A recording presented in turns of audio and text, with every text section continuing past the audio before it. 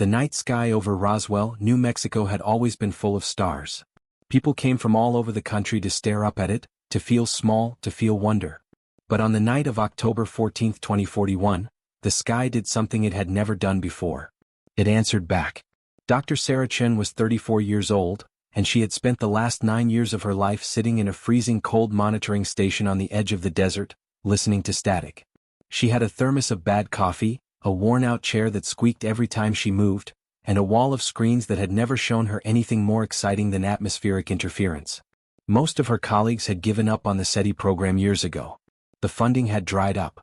The public had moved on. Even the government had quietly stopped caring. But Sarah hadn't. She believed, the way some people believe in things they can't explain, the way her grandmother had believed in God and her father had believed in the Chicago Cubs, with a faith that didn't need proof to keep burning.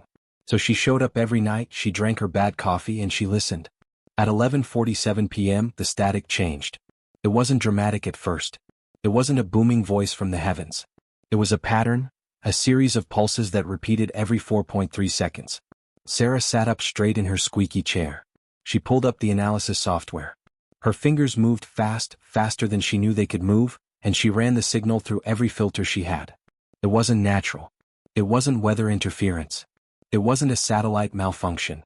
It was structured. It was intentional. And it was getting stronger. HFY, Sarah whispered to herself, a phrase she had picked up from a Pakistani colleague years ago, something between now things change and now it starts. She didn't know why she said it. It just felt right. She grabbed her phone and called Director Marcus Webb at the Department of Advanced Space Research. It rang 4 times. He picked up with the voice of a man who had been asleep and was not happy about it. "Webb," he said, flat and tired. "Marcus," Sarah said. "I found it." Silence on the other end. Then carefully, "Found what?" "The signal. The real one. Not noise. Not interference." "Marcus, someone is out there and they are talking to us." Another silence. Longer this time. She could hear him breathing. "How sure are you?" he asked. 100%, she said. "Come in. Right now. Bring everyone." By 2 a.m. the monitoring station had more people in it than it had ever held. By 4 a.m. the National Security Council had been briefed. By 6 a.m. the President of the United States was sitting in the Situation Room, holding a single sheet of paper with a translated fragment of the signal on it. The translation team had worked through the night, using the mathematical foundation embedded in the signal itself, prime numbers, geometric sequences, a language built on logic rather than culture. It was slow, imperfect work, and what they had was only a fragment.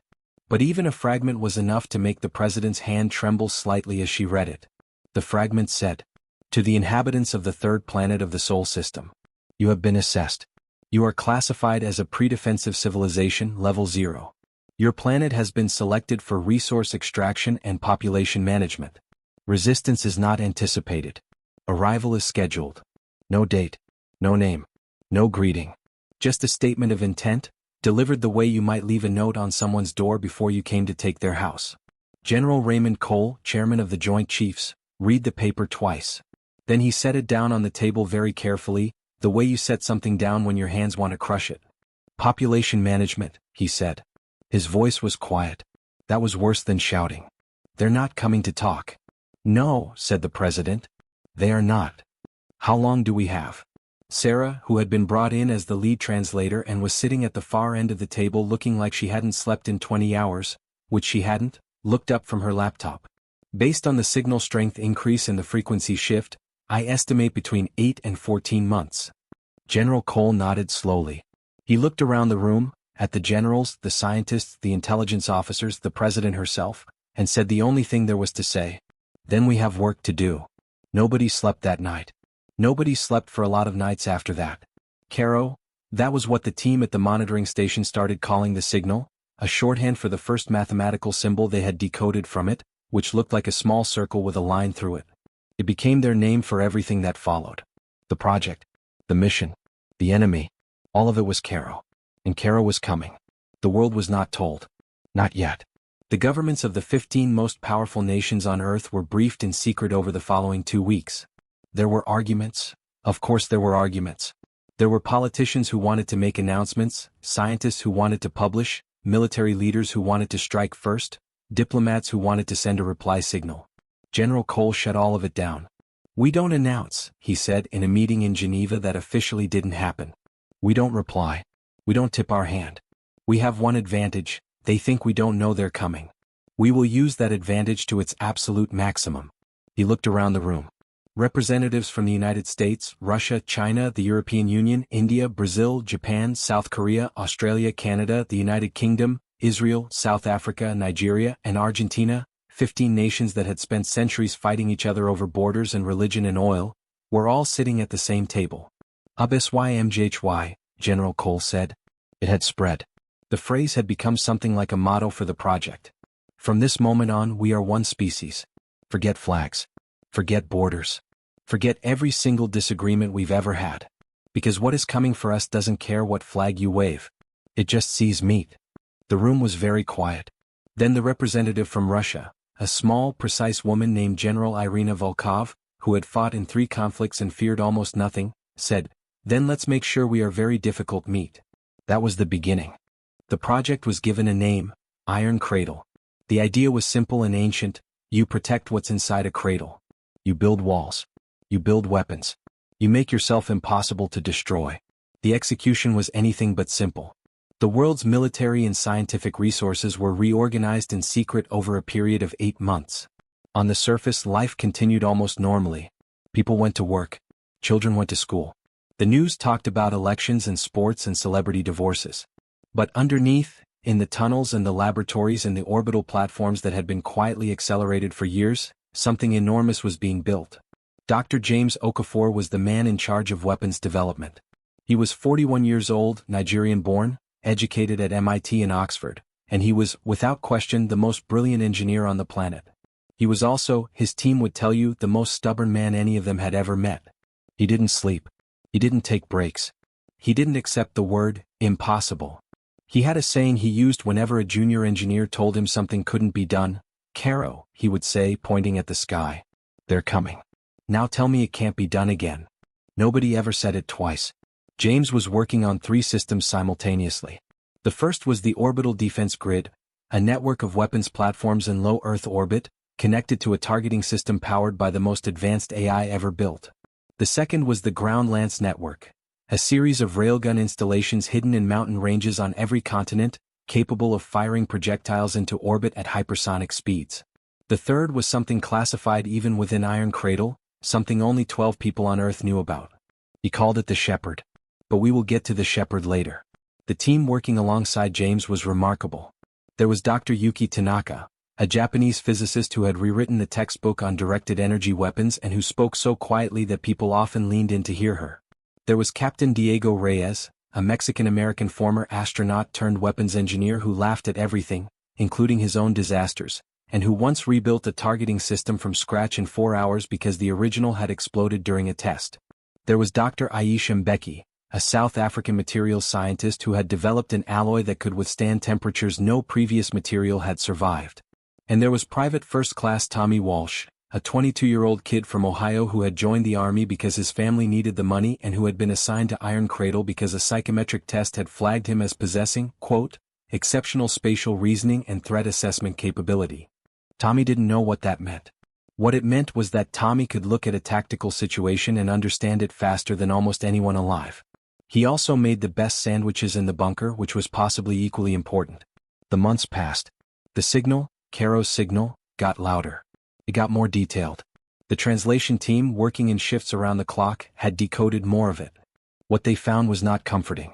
The Empire, which was what they had started calling the source of the signal, because it had a word for itself that translated most closely to the eternal governing authority of all civilized space, which everyone agreed was too long, had done this before. Many times. The records embedded in the signal, which appeared to be a standard broadcast sent ahead of every conquest, referred to 37 previous civilizations that had been processed. Processed. That was the word they used. Processed like a farm, Sarah said in a briefing with General Cole. Her voice was flat. She had been translating for 8 months and the work had changed her. She was quieter now. More precise. She looked at things longer before she spoke. They go in, they take what they want, they reduce the population to a manageable labor force and they move on. The whole operation, on a planet like ours, probably takes about 6 months from first contact to completion. And the civilizations that resisted? General Cole asked. 3 of them tried, Sarah said. The signal describes them as anomalies. Their entries in the database are very short. How short? 1 line each. Resistance encountered. Anomaly resolved. She looked at him. That's all. No details. No description of what the resistance looked like or how it ended. Just resolved. Cole was quiet for a moment. They don't think it's worth writing about, he said. No, Sarah said. They don't. Cole stood up from the table and walked to the window of his office. He could see the desert outside, the flat brown earth, the clear blue sky. Somewhere up there, past the blue, past the thin shell of atmosphere, something enormous was moving toward them. They're going to be surprised, he said. It wasn't bravado. It was a promise.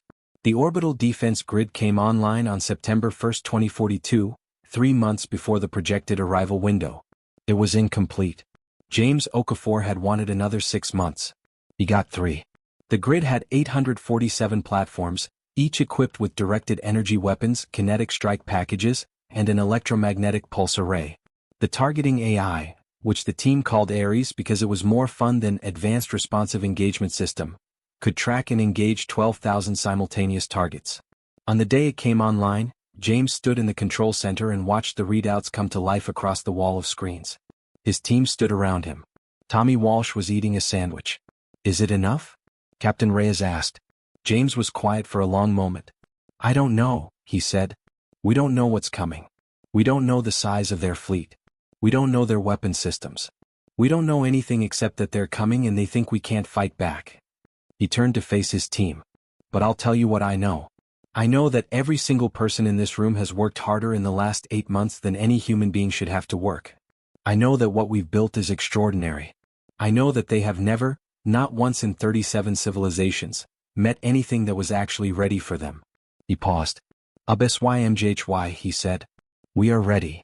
Tommy Walsh raised his sandwich in a salute. The room laughed. Tired, real human laughter. And then they went back to work. On December 3, 2042, the Cairo signal stopped. For 4 hours, the monitoring station was completely silent. Sarah sat at her console with her hands folded on the desk, staring at the flatlined readout, and felt a cold that had nothing to do with temperature. When signals stop, one of 2 things has happened. Either the source has moved too far away to reach you, or it has moved too close to need to. At 4:17 a.m., the orbital defense grid's long-range sensors picked them up. The fleet was enormous. General Cole had prepared himself for large numbers. He had sat with his analysts and his models and he had thought about scale, about what a spacefaring empire with thousands of years of expansion behind it might bring to a conquest. He had been prepared for 100 ships. He had been prepared, at the outer edge of his imagination, for 500. The fleet was 2,247 vessels. The largest of them, the command ship, or what the targeting AI identified as the command ship based on its position at the center of the formation, was 4.2 kilometers long. In comparison, the largest aircraft carrier on Earth was about 340 meters. The command ship was 12 times that length. The orbital defense grid's AI painted every vessel red on the display map. Tommy Walsh, looking at the map from his station, said, Cairo. It wasn't a question. It was a statement. A summary of the whole situation. General Cole stood in the command center and looked at the map for exactly 30 seconds. Then he pressed the button that activated the global emergency broadcast system, the one that had been prepared and recorded months ago, in every language on Earth for exactly this moment. The message was short. There was no point making it long. People of Earth, what I am about to tell you is true. There is no reason for panic. We have known this was coming. We have prepared. Stay where you are. Stay calm. The defense of this planet has already begun. In living rooms and bedrooms and offices and farms in every corner of the world, people heard those words and looked up at the sky. The sky looked the same as it always had. But it wasn't. The Empire's fleet had entered the solar system traveling at what their navigation systems considered a comfortable cruising speed, fast enough to cover interstellar distances in a reasonable time, slow enough to allow for proper formation maintenance and weapon system calibration. They had done this 37 times. The approach phase was routine. The scan phase was routine. The preliminary bombardment phase, in which they would disable any primitive defensive installations the planet might have, was routine. Aboard the command vessel, the supreme director of the 38th campaign was a being named Vorith Kale. He was old by his species standards, 340 of his world's years, and he had overseen 11 campaigns personally. He had the gray-blue skin of his people, 4 upper limbs, 2 lower limbs, and a pair of secondary sensory organs above his primary eyes that could detect electromagnetic fields. He was, in the hierarchy of the Empire, a figure of considerable power and longer respect. He was also, at this moment, bored. He stood at the forward observation deck of his command ship and looked at the pale blue dot that filled the screen. Water world. Oxygen-nitrogen atmosphere. Primitive electromagnetic communications. Single dominant species, carbon-based, bipedal. Technology level, early spaceflight, barely. Military capability, negligible. He had read the assessment report. Level 0 pre-defensive civilization. The lowest possible classification. These were the easy ones, the ones that barely knew they were in the universe, let alone that they might need to defend themselves. Begin the standard approach, he said to his fleet commander, a younger officer named Defenseless who had participated in 6 campaigns and shared Vortha's opinion of this one. Routine. Simple. Standard approach confirmed, Draft said. Estimated time to optimal bombardment position. 4 of their planetary rotations. Vorth nodded and turned away from the observation screen. I'll be in my quarters, he said. Wake me when it's time for the opening sequence. He did not expect to need to be present for the approach. Opening bombardments against Level 0 civilizations were not events that required the Supreme Director's attention. They were administrative procedures. He was almost to his quarters when the alarm sounded. It was a sound he had not heard in 11 campaigns. He had heard it in training decades ago, and he had heard it in historical recordings of the few campaigns that had encountered unexpected difficulties. It was the targeting alarm, the signal that the fleet's threat assessment system had identified incoming weapons. He stopped walking. He turned around very slowly. Report, he said, and his voice was absolutely level because he was a professional and he did not permit panic in his voice or in his crew. Defenseless's answer came back across the comm system, and there was something in it, something at the edge of the young officer's voice, that was not panic but was adjacent to it.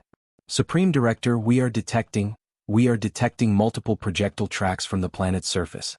And, sir, there are weapons platforms in orbit. Thousands of them. They were masked. They were using the planet's own electromagnetic signature to hide themselves. We didn't see them until they... How many platforms? Pause. 847, sir. And the ground installations are firing. High-velocity kinetic projectiles. The first wave will reach our outer formation in approximately... The ship shuddered. Vorth grabbed the wall railing to steady himself. He had been on ships during weapons impacts before. He knew what it felt like. But this was his command vessel. His 4.2-kilometer heavily armored, multiply-shielded command vessel, and it had just shuddered. What hit us? He asked. Multiple kinetic impactors, sir. The planet's ground systems are using, it appears to be a form of electromagnetic acceleration. The projectiles are reaching us at velocities our shields were not calibrated for.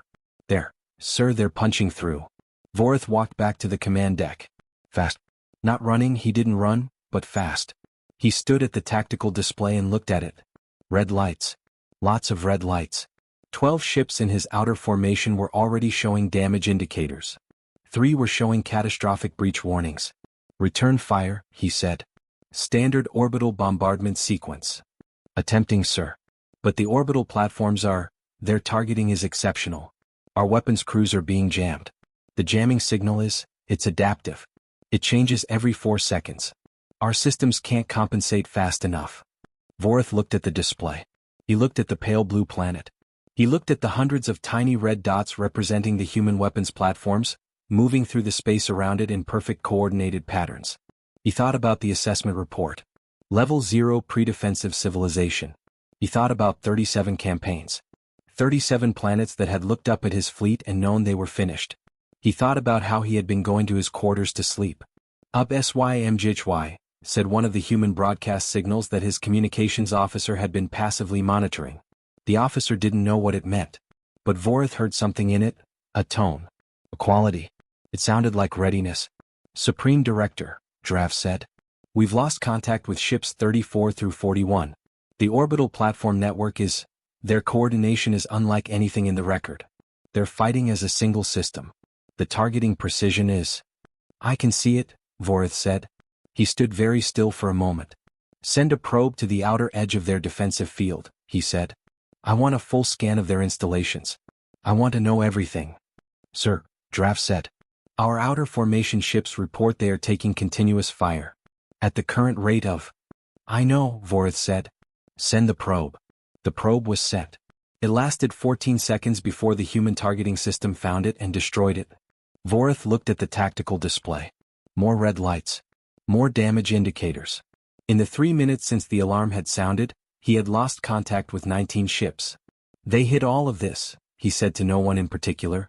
He was thinking aloud. They received our signal. They knew we were coming. And they hid all of this. He looked at the planet. The small, wet, blue planet that his assessment team had labeled Level 0. They were never Level 0, he said.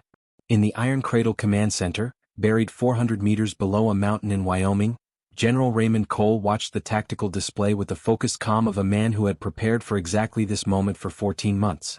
Around him, his team was moving with the precise, controlled energy of people who have trained so hard that training has become instinct. No one was shouting. No one was panicking. The command center was loud with the sounds of keyboards and comms and cooling systems, but underneath it all was a quality of attention, deep, total human attention, that no machine could replicate. Grid Sector 7, reposition for flanking angle, said Commander Yuki Tanaka, her voice barely above a whisper as always, her eyes never leaving her screen.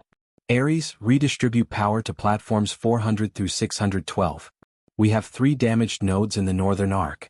Redistributing, said the AI's voice, flat and immediate. Compensation complete. Northern arc engagement efficiency at 94%.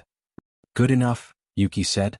Tommy Walsh was at the Ground Launch Coordination Station, which meant he was responsible for synchronizing the ground lance network, the railgun installations on 6 continents, with the orbital grid so they didn't accidentally shoot each other's platforms.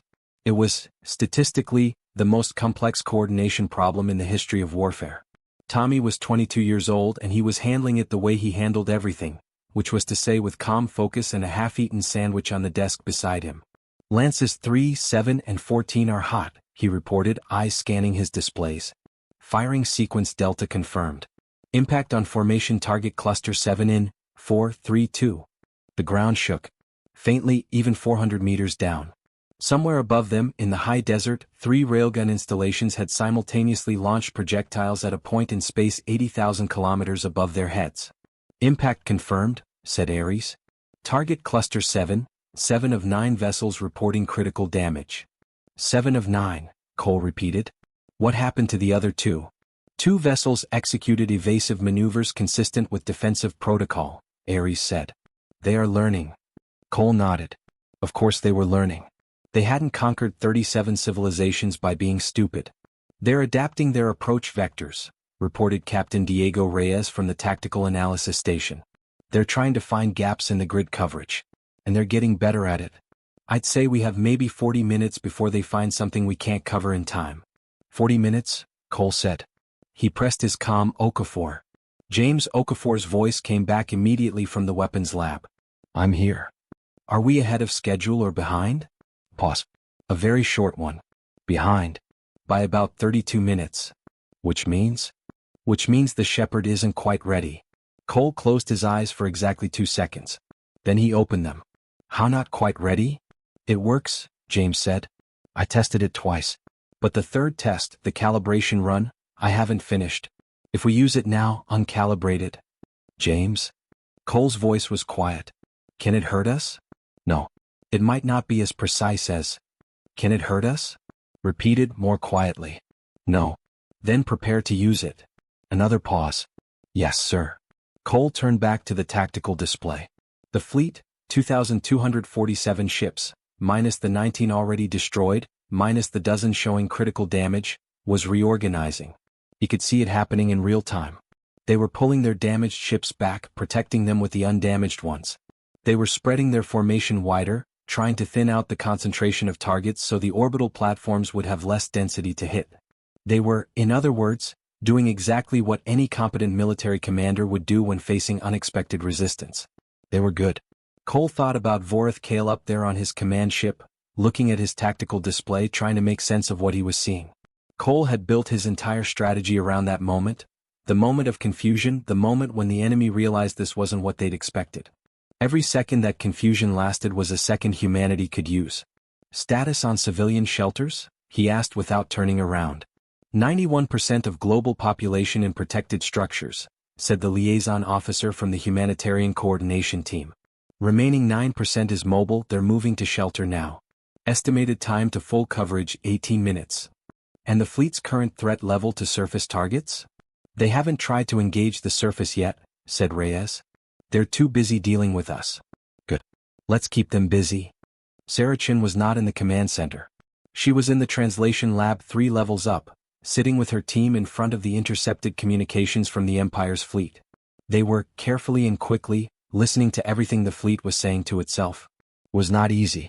The language had been partially decoded, but military communications used specialized vocabulary, abbreviations, encryption layers that the general translation framework struggled with. Sarah was working from context and intuition as much as from the decoder, the way you work out the meaning of a word you've never seen before from the way the sentence is built around it. What she was hearing was, in its broad shape, clear enough. Confusion.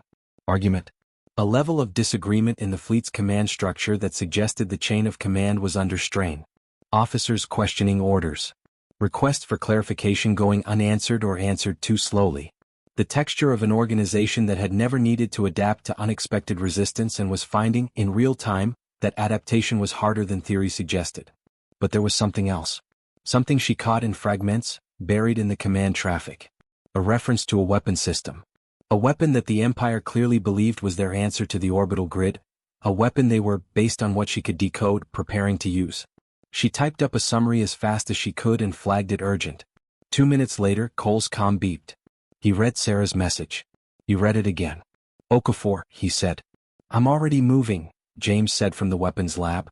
He had gotten the same message. The Shepherd goes online in 12 minutes. You said 32. I cut some corners, James said. There was something in his voice. Not fear exactly. Determination with an edge on it. HFY General. HFY. On the tactical display, the Empire's fleet was reorganizing one more time. But now Cole could see it, the large ships moving differently. Moving in a pattern. Grouping around a central vessel that wasn't the command ship. Grouping around a ship that his AI hadn't flagged as a weapons platform. It was a weapons platform. Just one that didn't look like one from the outside. They're preparing to fire something, Reyes said, and for the first time, his voice had lost its humor. Ares, can you target? Attempting target lock, Ares said. Attempting, I cannot achieve lock. The vessel's signature is adaptive. It changes faster than my targeting can follow. How long until they fire? Based on energy buildup patterns, estimated 9 minutes. Cole looked at the display. Looked at the clock. Thought about James and his 12 minutes versus the 9 minutes before the Empire used whatever they were preparing. The math was simple and terrible. James, he said. I know, James said. I'm working. In the weapons lab, James Okafor was doing 3 things at once, which was normal for him.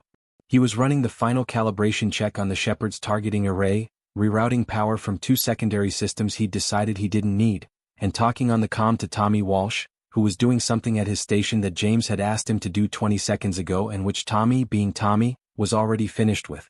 Groundside sync is locked, Tommy said.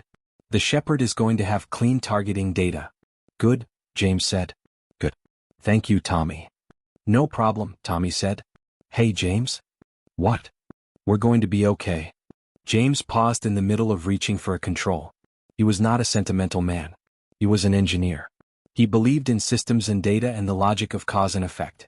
But he looked at the readout on the Shepherd's power display and he thought about the 8 months of work, and he thought about Tommy Walsh from Ohio making sandwiches and running targeting calculations with equal cheerfulness, and he thought about what was at stake. Yes, he said. We are. He hit the activation sequence.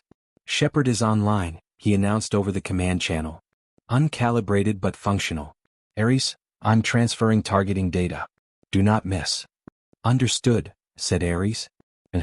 And after a microsecond that was probably not really a hesitation but felt like one, I will not miss. Nobody had seen anything like the Shepherd. That was by design. James Okafor had spent 8 months building a weapon that the Empire's threat assessment systems would never have catalogued, because it was built on physics that the Empire, based on everything decoded from their signal, had never developed. Human physics. Human ingenuity. The specific, stubborn, impractical, brilliant kind of thinking that happens when you're told something is impossible and you decide to find out if that's actually true. The Shepherd was, in its basic description, a coordinated pulse weapon. It used the orbital defense grid's 847 platforms not as individual weapons but as a single antenna, a phased array that, when all 847 units fired in precise coordination toward a single target, produced an effect that no individual platform could produce alone.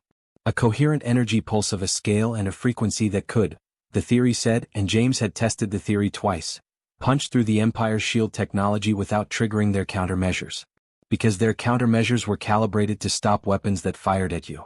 The Shepherd didn't fire at you. It fired through you. The energy passed through the hull, through the shields, and deposited itself inside the ship, at the point where the power core was located. Like a microwave heating the inside of a cup while the outside stayed cool. The ship didn't explode. The power core collapsed. Quietly. Internally. The ship went dark and then the dark ship was no longer flying and then it fell. In space, falling meant drifting. Massive, dead, drifting, in whatever direction its last momentum had been carrying it.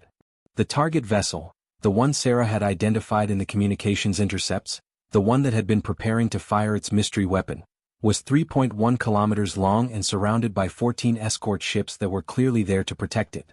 When the Shepherd fired, the 14 escort ships saw nothing. There was no visible beam. No impact flash. No sound. There was just the target vessel's running lights, which had been burning green-blue across the dark, went out. All at once. In total silence.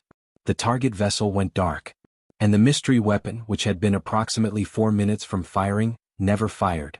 Aboard the command ship, Vorith Kale watched his tactical display with an expression that none of his crew had ever seen on his face before. It took his communications officer several seconds to identify it, because it was an expression the Supreme Director was not known for producing. It was fear. "What happened to the convergence cannon?" he asked. "Unknown, sir. The vessel is showing 0 power output. No weapon discharge. No impact detected. The vessel is simply, it's dark. It's drifting. No impact? No beam? Nothing? Nothing, sir. It went dark in an instant. Like something turned it off from the inside." Vorith stared at the display. His convergence cannon, the weapon that had, in 4 previous campaigns, ended resistance before it could truly begin, had been neutralized by a weapon that left no trace. A weapon that his threat assessment systems had not detected. A weapon that, based on everything he knew about physics, should not have been possible. "What is their technology level?" he demanded of his chief science officer. "Reassess. Reassess everything." The chief science officer, a careful, methodical being who had conducted the original assessment of Earth, looked very uncomfortable. "Sir, based on the signal data, they were early spaceflight. Limited orbital capability. Primitive electromagnetic. Based on what we are seeing, what is their technology level now?" Vorith asked. Quietly. The quieter his voice got, the more dangerous it was. The science officer looked at his screens. Looked at the 847 orbital platforms, working together in patterns of coordination that suggested AI management of extraordinary sophistication. Looked at the ground-based kinetic launchers firing from 6 separate continents in perfectly synchronized sequences. Looked at the darkened convergence cannon, neutralized by something that left no detectable signature. "Sir," the science officer said carefully, "I believe our assessment was significantly inaccurate." "How inaccurate?" A long pause. "They are not level 0, sir. They are, I cannot assign them a standard level. Their capability in certain areas is beyond our catalog. In other areas they are indeed primitive. They are inconsistent in ways that our classification system does not account for. They appear to have developed certain weapons technologies very recently. In a concentrated period of time. They knew we were coming," Vorith said. It wasn't a question. The science officer was quiet. "They knew," Vorith said. "They received our standard approach signal and they used the time." "How long was our approach signal transmitting before we arrived?" The science officer ran the calculation. "Approximately 14 of their months, sir." "And in 14 months, Vorith said, in the tone of a man working through a problem whose answer he does not want to reach, "they built all of this." He turned and looked out the forward observation port at the space around them. His fleet, his 2,247-ship fleet, was engaged in combat with a planet that 14 months ago had nothing. A planet that, in 14 months, had built an orbital defense network, a ground-based kinetic weapon system, and a weapon that turned off power cores from the inside without leaving a trace. What else do they have? He asked. No one answered. That was answer enough. In the Iron Cradle Command Center, the Shepherd's first shot was greeted with silence. Not the silence of disappointment, the silence of people who had just seen something work that they had not been entirely sure would work, and were processing the reality of that. Then Tommy Walsh said, "Caro," and the room broke into noise. It was brief.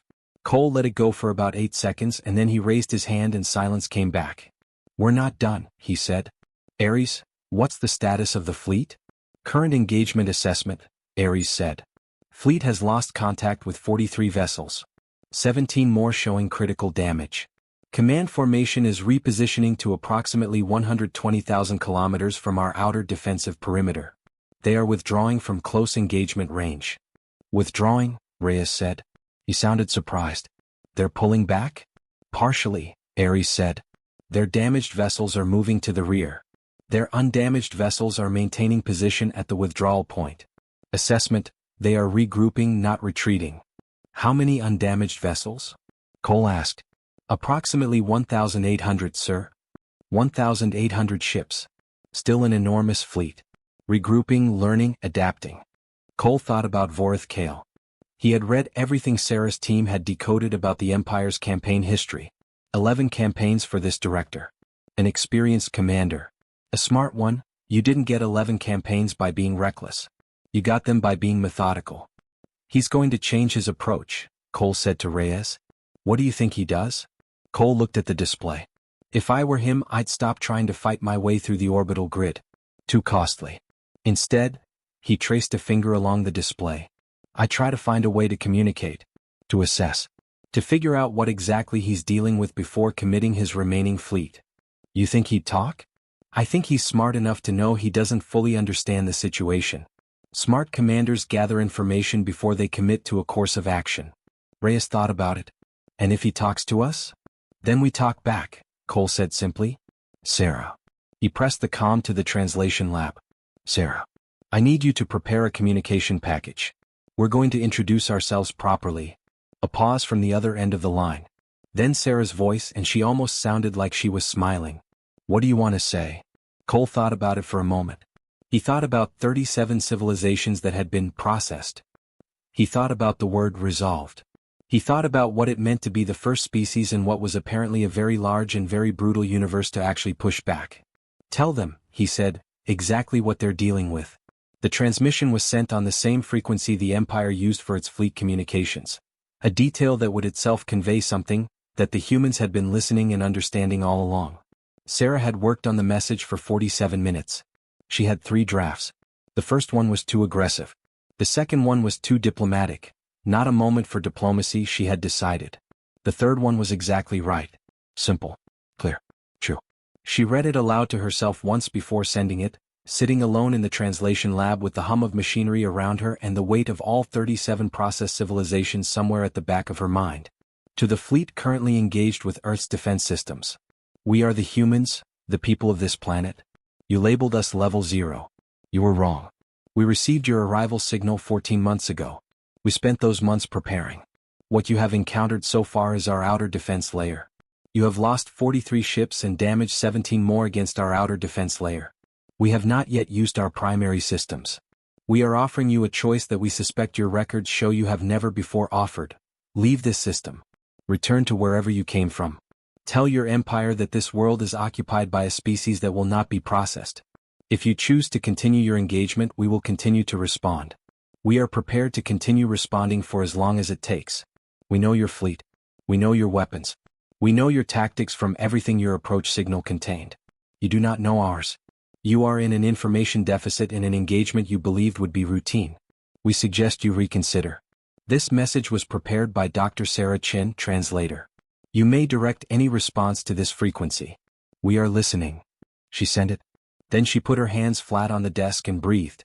On the command ship, Vorith Kale read the translation that his systems produced with a speed that told him the humans had built their message with the Empire's own language protocols in mind.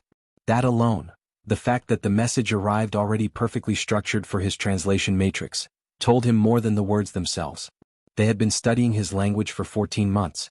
studying it carefully enough to write a message he could read without error or ambiguity. He read it 3 times. Level 0. We were wrong. He sat very still in his command chair. He thought about the 37 worlds in the campaign records. Most of them had not even known the fleet was coming until it was already in their sky. The few that had detected the approach signal early had not understood what it meant. None, not one, had used the time to prepare. These beings had used every hour of 14 months. They had built a defense grid. They had built ground weapons. They had built something that turned off power cores from the inside. And then they had hidden all of it. Hidden it so well that his assessment team had classified this world as the easiest possible target. We suggest you reconsider. Vorith Kale looked at his tactical display. 43 ships lost. 17 damaged. The convergence cannon offline. And his remaining 1,800 ships, the finest fleet the Empire had committed to a campaign in 60 years, sitting at 120,000 kilometers, unable to advance through a defensive network they didn't fully understand, facing weapons they couldn't predict or counter. He had a decision to make. He was Supreme Director of the 38th campaign. He had 11 campaigns behind him. He had never in any of those campaigns sent a message back. You didn't send messages back to level 0 civilizations. You didn't negotiate. You processed and you moved on. But this world was not level 0. Open a return channel, he said. His communications officer looked at him. Sir? Open a return channel to the source of that message. I will speak with Dr. Sarah Chen. He pronounced the name carefully, the syllables of a foreign language given deliberate respect. The communications officer opened the channel. Vorith Kale sat forward in his command chair. He thought about what he wanted to say. He thought about the information deficit the human's message had mentioned, an accurate assessment. He thought about 37 campaigns and what they had in common and what this one did not. Then he said, in the Empire's language, knowing it would be translated, knowing that the translator on the other end would understand him precisely. Dr. Chen. I am Vorith Kale. I am the commander of this fleet. I have read your message. I have one question before I respond to your offer. You said you have not yet used your primary systems. That what we encountered was your outer defense layer. What are your primary systems? Aboard the Iron Cradle, the transmission came in and Sarah ran it through the translation matrix in real time. She looked at the output on her screen. Then she looked at the comm panel. She could patch General Cole in. She should patch General Cole in. This was a military command situation and Cole was the military commander and the proper thing to do was... Cole's voice on the comm, I'm listening, Sarah. You have the floor. She blinked. He was already monitoring. He wants to know what else we have, she said. I know, Cole said. What do you think? She thought about it. 14 months of translated signals. 11 campaigns. A being who had seen 37 worlds fold without resistance. A being who was, right now, looking at a tactical situation that had completely overturned his expectations. I think, she said carefully, that he's trying to decide whether to commit to a full assault or to do something else. And I think the answer to that question depends entirely on what he believes we're capable of. If he thinks we've shown him everything, he commits. If he thinks there's more we haven't used. He hesitates, Cole said. He hesitates. Pause. Tell him the truth, Cole said. Sarah looked at the comm panel. She composed her response in the Empire's language. She had gotten good enough at it, over 14 months, to write in it directly, without going through English first. She said. Supreme Director Kale. Our primary systems were not activated during the initial engagement because they were not needed. They will be activated if you choose to continue. Beyond what you have seen, we have planetary surface weapons that exceed the kinetic launchers you encountered. We have a second AI defense network that operates separately from the first as a redundancy. And we have, Supreme Director, we have 8 billion people on this planet who know you are here and are ready to fight in any way they can. That is the most unpredictable system of all. We recommend you answer the question your science officer is afraid to ask you directly. Can you win? Silence on the channel for a very long time. Aboard the command ship, Vorith Kale read the message. Read it again. He looked at his science officer, who was, indeed, afraid to ask him something directly. Say it, Vorith said. The science officer looked at his screen. At the display of orbital platforms. At the dead convergence cannon drifting half a light second away. Sir, he said. With what we know, with what we have seen, I cannot project a successful campaign outcome. We can continue to engage. We will take significant losses. We may be able to breach the orbital defense layer eventually. But what we will encounter on the surface, 8 billion defenders with the capacity and will to continue fighting. The campaign projection model cannot give me a positive outcome. The variables are too unpredictable. The species has demonstrated capability for rapid adaptation that exceeds any parameters in our experience. Vorth was quiet. Our losses so far? He asked. 43 vessels destroyed, sir. Approximately 260,000 personnel. 260,000. In an engagement that was supposed to have required 0 casualties. A level 0 civilization. He sat in his command chair and he felt something he had not expected to feel. Not shame exactly. Not guilt. He had spent 3 centuries in service to the Empire and he did not carry guilt for what the Empire did. But something close to recognition. An acknowledgement of something he had not previously had to acknowledge. These beings had looked at an empire that had processed 37 civilizations, had read the message that said they were going to be processed next, and had chosen deliberately, intelligently, to not accept that. They had chosen to fight back. And they had fought back in a way that had cost him 260,000 lives and counting, against a species that his own records described as barely out of their own atmosphere. 8 billion people who are ready to fight in any way they can. He thought about that number. He thought about what it meant that every single one of those 8 billion had heard that broadcast from General Cole. We have known this was coming, we have prepared, and had stayed, had sheltered, had trusted, had fought back as a species. Drav, he said to his fleet commander. Sir. What is our fuel status? Accounting for the losses. Drav ran the numbers. Sufficient for campaign operations. Or sufficient for a return transit to the nearest way station. Not both. No, sir. Not both. Vorth nodded. He had not said what he was thinking yet. He was a careful man. He thought carefully before he spoke. Open the channel to the human translator again, he said. The channel opened. Dr. Chin, said Vorth Kale. I have another question. You mentioned offering us a choice, to leave. If we leave, what guarantee do we have that your species will not pursue? You have demonstrated significant capability. If you have weapons that can reach our fleet at this distance, what prevents you from following us? Sarah read the message. She felt something cold and strange move through her, because this question was not the question of a commander preparing to fight. This was the question of a commander doing math. Calculating options. She looked at the comm panel for a long moment. Then she sent. Supreme Director. We have no interest in leaving the solar system. We have no ships capable of interstellar travel. Everything we used against you was built in 14 months from the surface of this world, to defend this world. We are not an empire. We are not expanding. We are simply here. And we will not be moved from here. If you leave, you leave. We will not follow. We have 8 billion people who need to rebuild what we disrupted to prepare for you. We are not interested in conquest. We are interested in survival. Yours now can depend on your next decision. A very long silence. Then Vorth Kale said one word. In his own language, but the translation was simple. Understood. The silence that followed Vorth Kale's one-word transmission lasted 4 hours and 17 minutes. During those 4 hours, the fleet held its position at 120,000 kilometers. The orbital defense grid held its position. The ground lance network remained hot but did not fire. The Shepherd remained calibrated and ready. Nobody moved. Nobody fired. The entire engagement hung suspended in the dark, the way a breath hangs suspended before you let it go. In the Iron Cradle Command Center, Cole had ordered everyone to rest in shifts. Half the team ate, stretched, closed their eyes for 20 minutes. He himself did not rest. He stood at the tactical display and thought. Aisha Mbeki came to stand beside him. She had been running materials analysis on the debris from the destroyed Empire ships.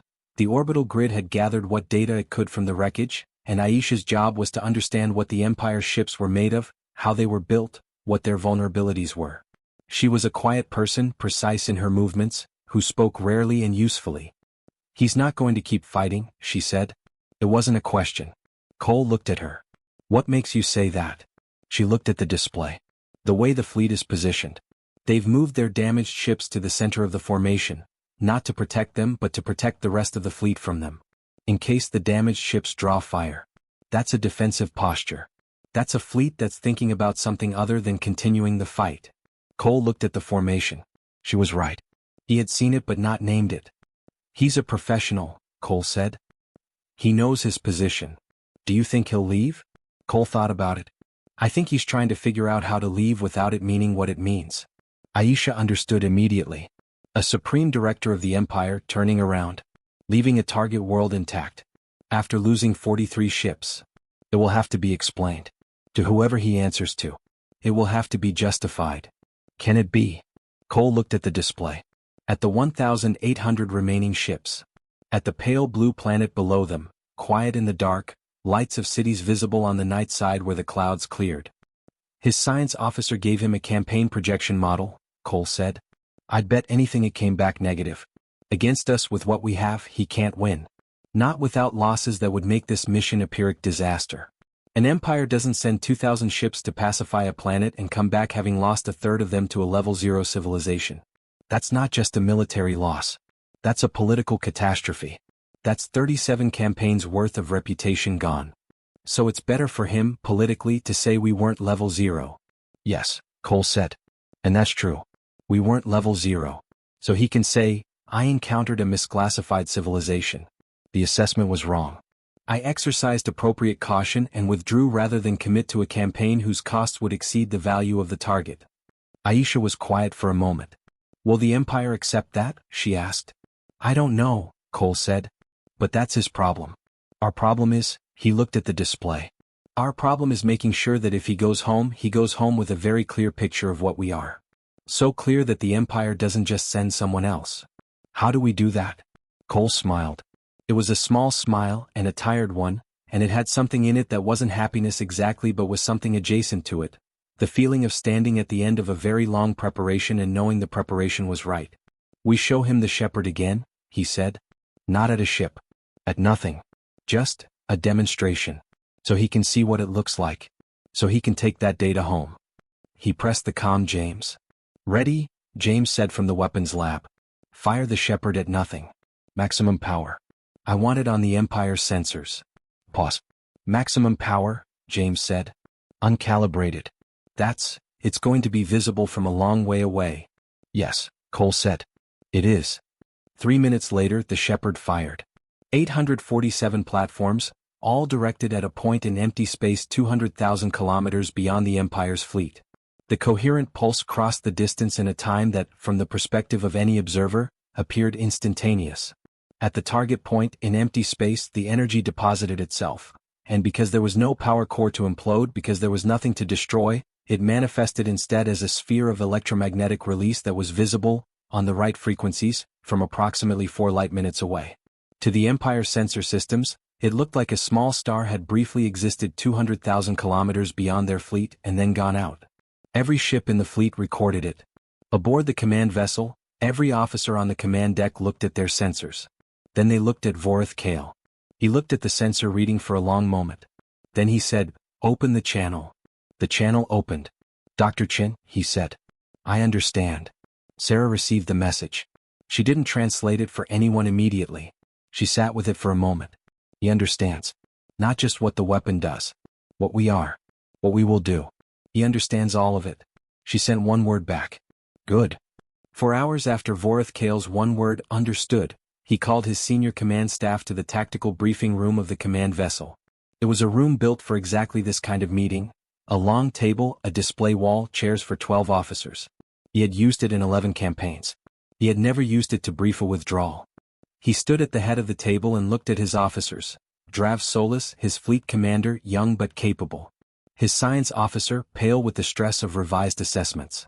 His weapons commander, silent since the convergence cannon went dark. His logistics officer.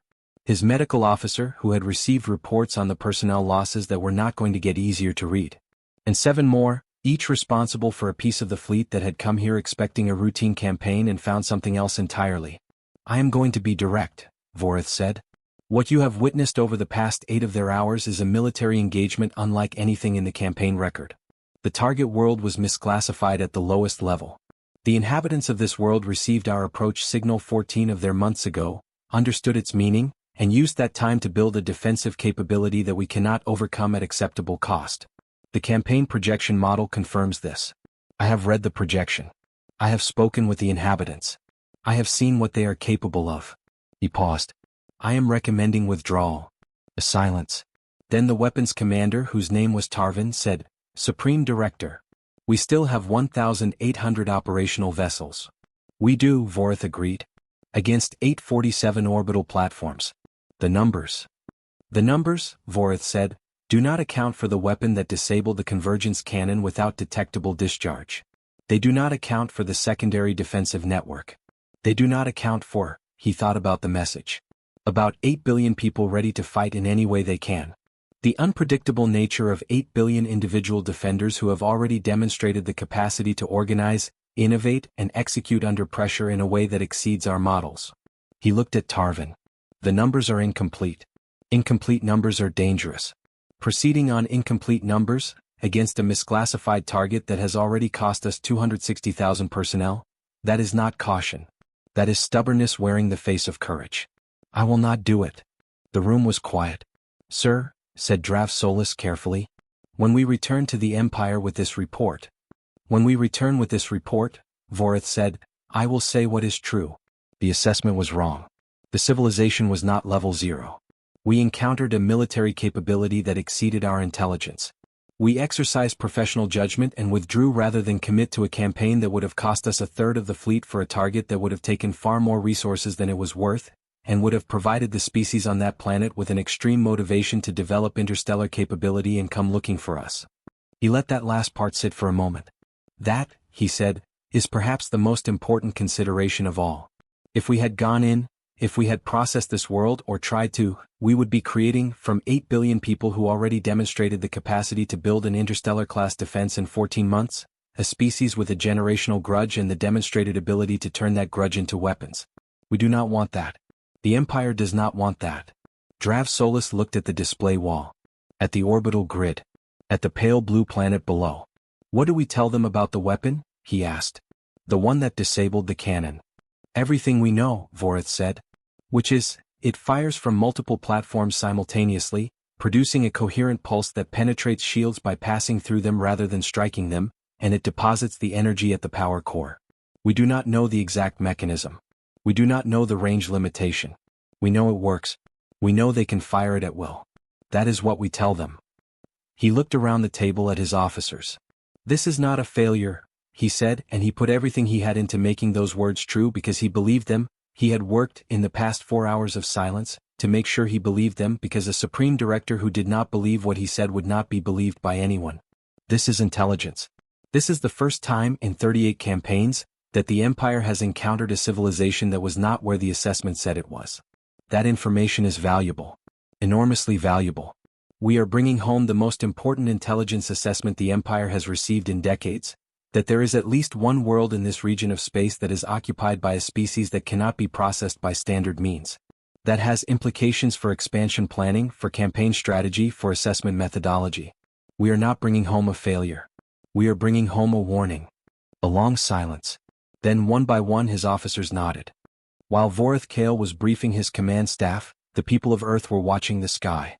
In Lahore, Pakistan, a family of 5 was crowded around a small television in their apartment, watching the live feed from the Iron Cradle press relay, the carefully curated stream of information that Cole's communications team had been releasing to the global public every 30 minutes. The feed didn't show everything. It didn't show the Shepherd's mechanics or the full extent of the weapons systems, or the command communications with the Empire. But it showed enough. The orbital engagement. The damage indicators. The Empire's fleet holding position. The demonstration pulse in empty space. The father, a man named Amir, held his youngest daughter in his lap. She was 5 years old and had been asking, in the way 5-year-olds ask things, what the lights in the sky were. He had told her they were stars, being very excited, and she had accepted this with the calm logic of small children. His wife, Nadia, was watching the screen with her hands pressed together. She had been a software engineer before the emergency shelters had been activated, and she understood enough of what she was seeing to know it was more complicated and more dangerous than the broadcast made it sound. She could read between the lines. She knew how much the broadcast was not saying. Are we winning? She asked. Amir looked at the screen. The indicators showed the Empire's fleet at 120,000 kilometers. Holding. Not advancing. I think, he said carefully, we are not losing. That was the honest answer. In Oslo, Norway, a woman named Ingrid was sitting alone in a shelter with 47 other people she had never met before, listening to a battery-powered radio. She was 71 years old and she had lived through things that had seemed like the end of the world and had not been, and she was applying that experience now, not to feel nothing but to stay steady. The radio said that the Empire's fleet had stopped advancing. The radio said that communications had been established. The radio said, "We are not losing." Ingrid closed her eyes. She thought about her grandchildren who were in a different shelter across the city. She thought about the planet, all of it, the whole round blue thing, and felt for the first time in her 71 years that she understood why people cried when they saw pictures of Earth from space. Because it was small. It was so small. And the things that had always divided it, borders, language, religion, old arguments and old wounds, were so much smaller than the thing that was out there right now, looking at all of it and trying to decide whether to take it or leave it. HFY, she said quietly, in the accent of someone who had learned the phrase from a news broadcast and was still not sure she was pronouncing it right. Now it starts. Now things change. In Lagos, Nigeria, a group of teenagers who had snuck out of their shelter to watch the sky. Their parents had told them to stay inside and they had for 3 hours, and then the waiting had become unbearable, stood in an empty street and looked up. The air was warm and electric with something that wasn't quite fear and wasn't quite excitement but was somewhere between the two, alive and nervous, like the air before a storm. One of them, a girl named Adiz who was 16 and wanted to be an engineer, looked up at the stars and thought about Dr. James Okafor, whose face she had seen on the emergency broadcast, who was Nigerian like her father, who had built something that nobody had built before in 14 months. She thought about what that meant. Not just for the fight, but for after. Because there was going to be an after. She was sure of it. "We're going to be okay," she said. Her friends looked at her. "How do you know?" one of them asked. "Because we were ready," she said.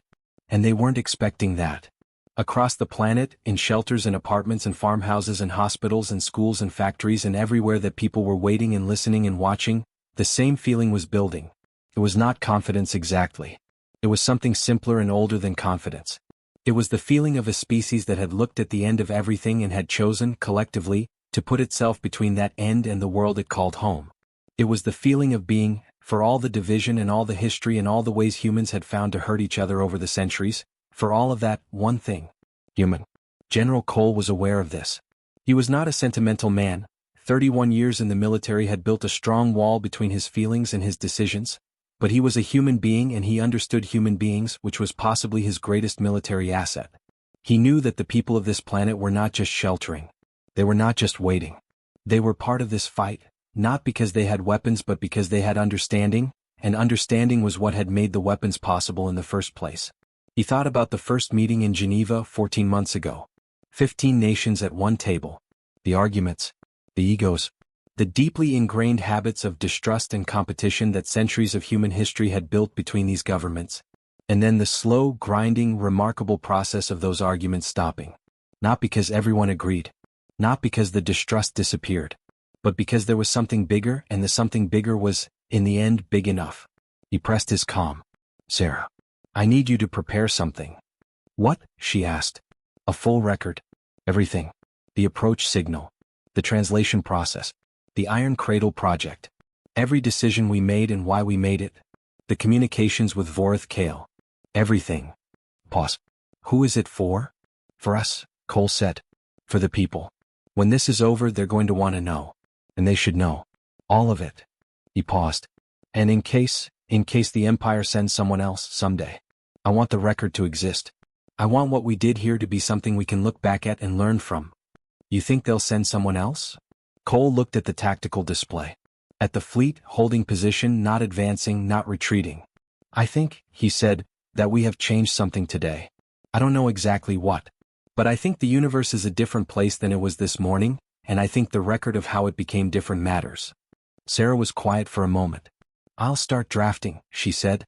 At 14:22 Universal Time Coordinated, on December 4, 2042, Vorith Kale opened the communication channel one final time. "Dr. Chin," he said. "I am transmitting the formal withdrawal declaration under Empire Campaign Protocol. This declaration states that the 38th campaign has encountered a misclassified target world and is terminating engagement operations. The declaration further states that this world, which our records identify by the star designation Sol 3 and which your records designate as Earth, is to be removed from the campaign assessment registry and reclassified as a defended world. This classification, under Empire Protocol, means no future campaign will be directed at this world without a council-level authorization, which requires a full military assessment that accounts for your demonstrated defensive capability. Sarah translated it in real time. Her hands were steady. Her voice, when she read it aloud for Cole and the command staff, was steady. But she had closed her eyes for a moment at the word, defended. Defended. Not level 0. Defended. He's giving us a status, she said. A formal one. In their system, a defended world it's protected. Other Empire commanders can't just target us on their own authority. It would require their highest governing body to approve it. Does that protection mean anything? Cole asked. Their empire has existed for over 4,000 years, Sarah said. Their legal framework it's very rigid. Very procedural. A council-level authorization is almost never given. It requires a majority of their senior governing body to vote for it, and they vote for it based on projected campaign value. After a withdrawal with losses, she paused. I think he's giving us the most protection he can give us, within his own system. Cole looked at the comm panel. Tell him we received the declaration, he said. Tell him we will maintain a record of it. And tell him, he stopped. Tell him he fought professionally. Sarah blinked. She had not expected that.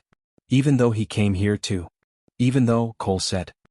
He changed his mind when the data told him to change his mind. That's what professionals do. Tell him. Sarah sent the message. On the command ship, Vorith Kale received it. He read it twice. You fought professionally. He had not expected that either. He sat with it for a moment. Then he said to no one in particular, they are remarkable. Sir? Drav Solis looked at him. The humans, Vorith said. He looked at the tactical display one final time. At the orbital grid. At the pale blue planet.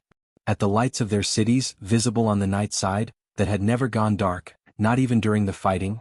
They had been sheltered but the cities had stayed lit, as if the humans had decided that keeping the lights on was itself an act of defiance. Begin withdrawal sequence, he said. The fleet moved. It moved slowly at first. The damaged ships required careful management, and the logistics of turning a 1,800 vessel formation required time and precision. But it moved. The tactical display showed it clearly, the red dots representing the Empire's fleet, which had been a wall across the sky, beginning to draw back. 120,000 kilometers became 150,000. 150,000 became 200,000. In the Iron Cradle Command Center, people watched the display in silence. 200,000 became 300,000. 300,000 became 500,000. Tommy Walsh was not eating a sandwich. He was sitting very still, watching the dots move back, and he had the expression of a person who has spent 14 months preparing for something terrible and is watching the terrible thing choose to go away, and doesn't quite know what to do with the feeling that produces. Yuki Tanaka had her hands folded on her console. She was looking at the orbital grid readout, 847 platforms, all still operational, all still tracking the fleet. She wouldn't stand the grid down until the fleet was out of the solar system. That was the plan. That was the right call. She knew it. But her hands were folded because otherwise they might shake, and she didn't want anyone to see that. Diego Reyes was laughing quietly. Not his big laugh, the one that filled rooms and bounced off ceilings. The small one. The private one. The one that came when something that was supposed to be devastating turned out to be survivable. General Cole stood at the center of the room and watched the display. The fleet was at 800,000 kilometers and accelerating. He pressed the all-staff comm, the one that reached every station, every level, every person working under Iron Cradle. This is General Cole, he said. The Empire's fleet is withdrawing. As of this moment, the engagement has effectively ended. I want to say something before we begin the stand-down process. He paused. He thought about what to say. He had speeches written. He had had speeches written for months for various scenarios because you needed to have speeches ready. But standing here, watching the red dots move back across the display, he didn't want a speech. 14 months ago, he said, I stood in a room in Geneva and told 15 governments that the only thing that mattered was that we were one species. Some of you were in that room. Most of you were not. But all of you have lived that statement for the past 14 months. Every shift. Every test. Every failure that you fixed and every problem that you solved. You were not fighting as Americans or Russians or Nigerians or Japanese. You were fighting as humans. He looked around the room. His team. His extraordinary, exhausted, brilliant team. Today, the 38th civilization to be targeted by this empire is the first one that said no. And meant it. He stopped. That was enough. The room erupted. Not wild cheering. Not the movie version, not the kind of noise that tries to fill the feeling up. The real kind. The messy, authentic kind that happens when people who have been holding something in for a very long time finally let it go. Some of it was shouting. Some of it was laughing. Some of it was hugging. Tommy Walsh was crying quietly and eating a sandwich, which he had somehow produced from somewhere because Tommy Walsh. Aisha Mbeki put her hand on Cole's arm. "Sir," she said. "Yeah," he said. He wasn't going to cry. He was going to look at the display and watch the red dots continue their retreat and hold it together for 10 more minutes while his team processed everything they'd been through. He managed 8. The Empire's fleet crossed the orbit of Mars at 1907 Universal Time Coordinated. It crossed the orbit of Jupiter at 2351. At 3:44 Universal Time Coordinated on December 5, 2042, the last sensor contact with the fleet was lost beyond the edge of the solar system's outer boundary. Earth was alone again in its solar system. But it was a different kind of alone than it had been yesterday. The world did not go back to normal. Normal was gone. But what replaced it was not chaos, it was transformation. The announcement was made at 9 a.m. Universal Time Coordinated on December 5. Every head of state from the 15 Iron Cradle nations spoke. The announcement confirmed everything: the existence of the Empire, the arrival of the fleet, the 14 months of preparation, the engagement, the withdrawal. All of it. Sarah's full record, which she had been drafting and updating throughout the engagement, was released simultaneously in every language. The world reacted the way the world reacts to enormous things.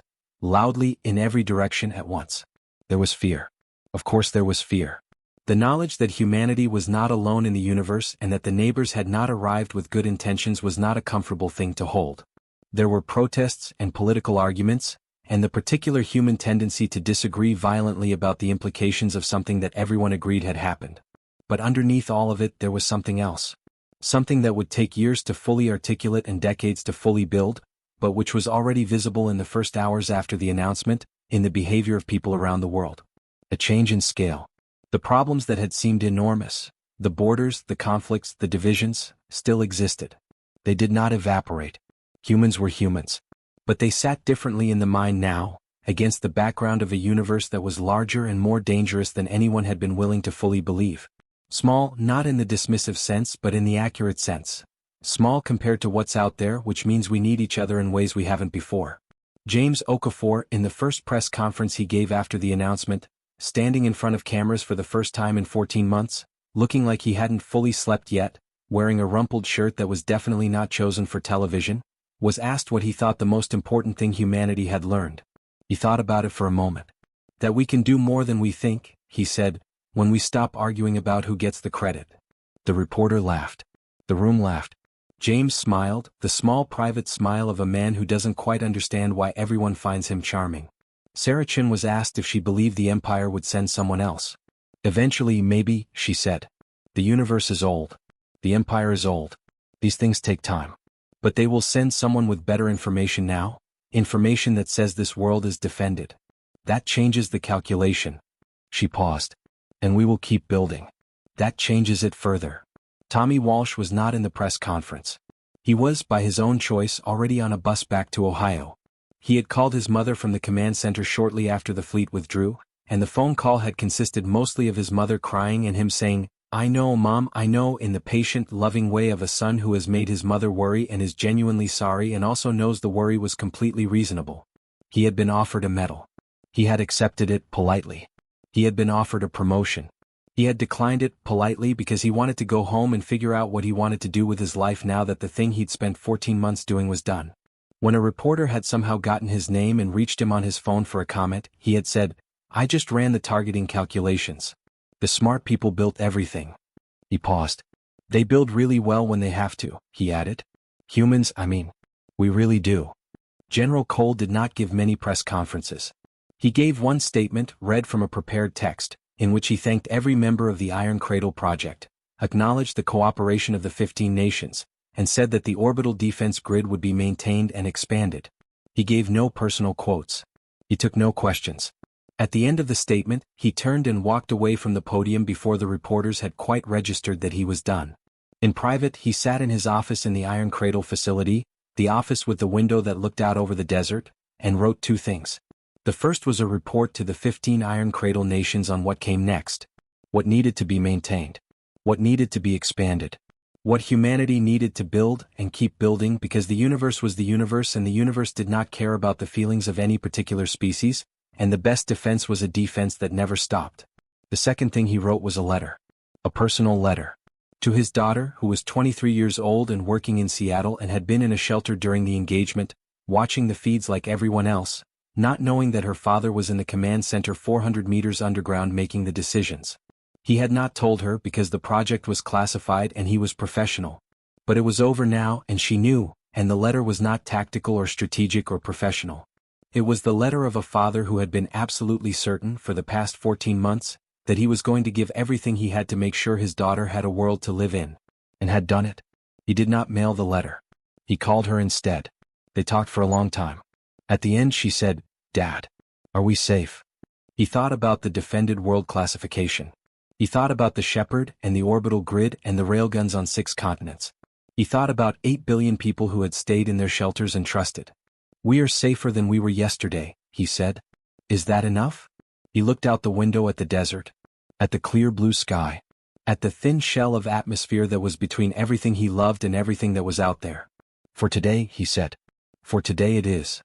What happened to Vorith Kale after the withdrawal is part of the record, because Sarah Chen's team continued to monitor Empire communications for years after the engagement, and slowly, piece by piece, they decoded what followed. Vorith Kale returned to the Empire. He filed his report.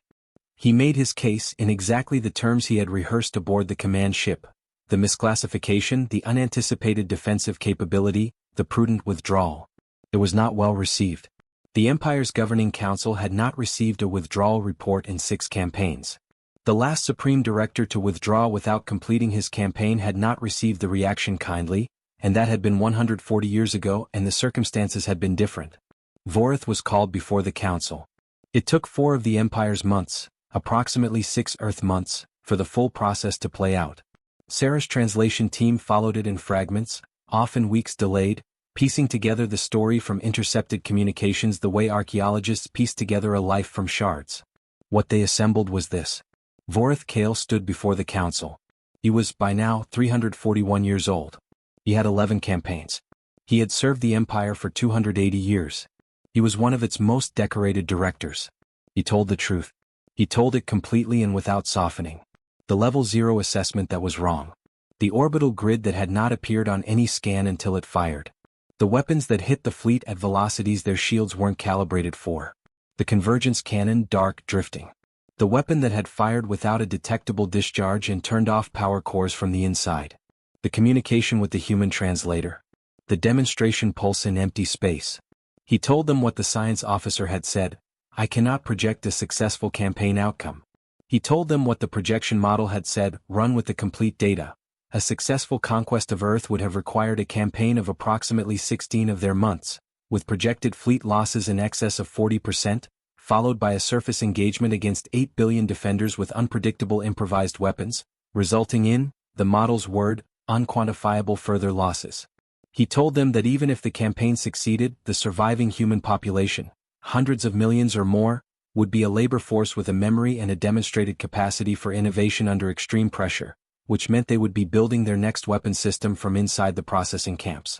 He told them that a species that could build an interstellar-class defense in 14 months from nothing on a single planet should not be poked. The council deliberated for 2 of the Empire's months. The verdict: Vorith Kale was formally censured for the loss of 43 vessels and approximately 260,000 personnel. He was demoted from Supreme Director to Director, losing 1 rank. He was removed from campaign rotation for a period of 3 years. And the defended world classification for Earth was confirmed. There was one more thing. One line in the Council's formal resolution, decoded by Sarah's team 3 years after the engagement, that Sarah read 3 times before she sent it to Cole. The Council resolution included a formal directive to the Empire's Assessment Division. The methodology for pre-campaign civilization evaluation is to be reviewed and revised to account for the possibility of rapid technological mobilization in the pre-contact period. The Sol 3 engagement has demonstrated that civilizations may possess the capacity to achieve significant defensive capability between signal transmission and fleet arrival. Future assessments must account for this variable. Sarah called it, when she briefed Cole on the decoded content, the human's problem. "We have officially become a problem they have to account for," she said. We've changed their assessment methodology. For every civilization they look at now, they have to ask the question, what happens if this species receives our signal and does what the humans did? Cole sat with that for a long moment. Every species out there, he said slowly, that receives an empire signal, every one of them, is now being assessed with us in the model. Yes, Sarah said. He looked at her. She was 48 years old now. 14 months of translation work and 6 years of follow-up monitoring had made her something that wasn't quite the same person who had been sitting in that freezing desert station, drinking bad coffee, listening to static. We didn't just defend ourselves, he said. No, she said. We changed the math for everyone. She thought about the 37 processed civilizations in the Empire's records. About the 3 that had tried to resist and been labeled resolved, in a single line. She thought about all the civilizations that might receive a signal in the future. She thought about what it meant that those civilizations would now be assessed by an empire that had updated its model to include the possibility, the real, documented, experienced possibility, of a species that fought back. HFY, she said. Yeah, Cole said. From this moment, everything is different. Outside the window of his office, the desert was the same desert it had always been. The sky was the same blue it had always been. But both of them knew sitting here that the sky was different now. It was bigger. It held more things, and some of those things were dangers and some of those things were possibilities, and the line between the two was the same line that had always existed in human history between what we were afraid of and what we decided to do anyway. The universe was watching. Earth had given it something to watch. 6 years after the Empire's fleet withdrew from the solar system, Earth launched its first true interstellar probe. It was not a weapon. It was a listener, a long-range sensor array in the same tradition as the monitoring station in Roswell where Sarah had been sitting when the signal came. But it was vastly more capable, built on everything the weapons program had produced, repurposed for the mission that had always been Sarah's real mission, to listen. Not to listen and be afraid. To listen and be ready. James Okafor, who had been offered 17 different positions in the post-Iron Cradle world and had turned most of them down in favor of running a small engineering lab at a university in Lagos where he could teach, was asked to design the probe sensor array. He agreed on the condition that half his students got to help build it. They did. Adiz, the girl who had stood in the empty street in Lagos 6 years ago and told her friends they were going to be okay, was one of them. She was 22 now, studying engineering, and she worked on the sensor array's data processing system with the same calm focus that had always been in her. The probe launched on a Tuesday morning in March. It was watched on screens all over the world, not with the terrified breathlessness of the engagement, but with the calm curiosity of a species that had decided the universe was interesting and they intended to be part of it. Sarah Chin was at the launch facility. She stood on the observation deck and watched the probe climb into the clear blue sky and felt something that she had felt only a few times in her life, the feeling of a circle closing. Of something begun arriving at its natural next point. She thought about the signal. The signal that had come in on the night of October 14, 2041, that she had been the first human being to understand. That had set everything in motion. The preparation and the fear and the work and the fight and the withdrawal and the 6 years of rebuilding and expanding and watching. The signal that had, in ways she could not have imagined when she was sitting in that freezing station, changed what it meant to be human. She was 50 years old. She had spent 6 years finishing the translation of every piece of Empire communication her team had intercepted. She had published 3 books. She had testified before the United Nations 14 times. She had been, for a period of about 3 years, the most famous human being on the planet, which had been exhausting in ways that being a nobody in a freezing desert station had not been. She had also, during those 6 years, become something she had not expected to become. An advocate. Not just a translator. An advocate for the proposition that the universe was full of other species and that humanity's response to that fact should be engagement, not isolation. Curiosity, not just defense. She had argued publicly, against considerable opposition, that humanity should not just wait to be contacted again. That they should reach out. That the probe was just the beginning. Some people said this was dangerous. That reaching out meant being found. Sarah always gave the same answer: we have already been found. The question now is who we are when the universe comes knocking again. Do we hide? Or do we show up? The probe was the showing up. Tommy Walsh watched the launch on television in his apartment in Columbus, Ohio. He was 28 years old.